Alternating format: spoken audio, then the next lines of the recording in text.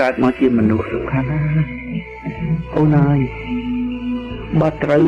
បើត្រូវជែកគ្នាបងឃើញម៉ែហើយឪបងតែជែកពីរឿងគេក៏តែជែកពីរឿងគាត់ក៏តែជែកវាត្រូវការតែជែកដើម្បីយល់គ្នាតែជែកទៅអូនជាប់នៅក្នុងខ្សែវិញ្ញាណរបស់យើងតែជែកបើមិនជែកបានឲ្យយល់គ្នាបើមានរឿងចេះយើងត្រូវខ្លួនចេះមនុស្សយើងគួរចេះមនុស្សគួរចោះគួរចេះគួរចោះក្រៅពីវិស័យធម៌ដំណើរធម្មជាតិប្រព្រឹត្តទៅយ៉ាងម៉េចគឺវិស័យបញ្ញាចិត្តកំណត់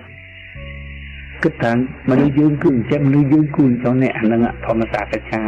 មិនមែនទៅចេះរឿងធម៌ទេតែចេះរឿងចិត្តកំណត់មិនទៅចេះរឿងកាមរឿងសបកកាមភពទេចេះអូនមនុស្សយើងគួរតែធ្វើចេះបើធ្វើចេះយើងគេវាសមអត់បើខ្លួនយើងចឹងវិញវាល្មិចវាទៅចេះរឿងហ្នឹងឲ្យខ្សែវិញ្ញាណយើងណាខុសពីខ្សែវិញ្ញាណដេកខានវាខ្ពស់វាដឹងខុសដឹងត្រូវធ្វើកើតធ្វើរើធ្វើមិនកើតសល់ពីពេលធ្វើការងារគឺទៅចេះអញ្ចឹងវិស័យចិត្តហ្នឹងកំណត់មិនមែនវិស័យធម៌ទេហ្នឹងវិស័យបញ្ញាតែជែកគ្នាសំខាន់ណាស់ចាំម៉ែឪបងរស់ស៊ីមិនសំខាន់ហើយម៉ាននេះសំខាន់តែមករូប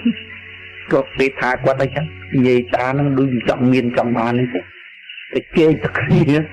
តែពីអ្នកដៃប្រពន្ធគាត់ទៅជែកពីរឿងគាត់ហើយជែកពីរឿងពីជែកពីរឿងចិត្តកំណត់ហ្នឹងយើងចេះយើងចុះយើងចុះគឺចេះត្រូវធ្វើចុះលើគេវាខុសវាមានអាពេលទៅចែកគ្នារឿងសប្បាយថាគ្នាសោកគ្នាអីចឹងចុះហើយគេថាកុំនិយាយដើមទេនិយាយដើមគេកាត់បញ្ញា